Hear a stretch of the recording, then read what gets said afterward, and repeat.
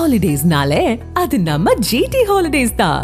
GT holidays, South India's #1 travel brand. You know you are special when you're with GT Holidays. Sivaganga மாவட்டம் காளவாய் பொட்டல் பகுதியில் குடியிருப்புகளை சூழ்ந்துள்ள கழிவுநீரில் அமர்ந்து AIADMK councillor Prakash என்பவர் போராட்டத்தில் ஈடுபட்டுள்ளார்.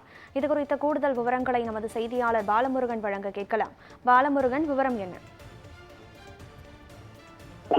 காரைக்குடி காளவாய் பொட்டல் பார்வையர் தெரு 27வது வார்டு பகுதியில் கடந்த 2 நாட்களாக பெய்த மழையின் காரணமாக வீடுகளை சுற்றி மழைநீர் தேங்கியுள்ளது. பலமுறை மாநகராட்சி ஆணையரிடம் அந்த பகுதியைச் சேர்ந்த அதிமுக கவுன்சிலர் பிரகாஷ் அகற்றக்கோரி மனு அளித்துள்ளார்.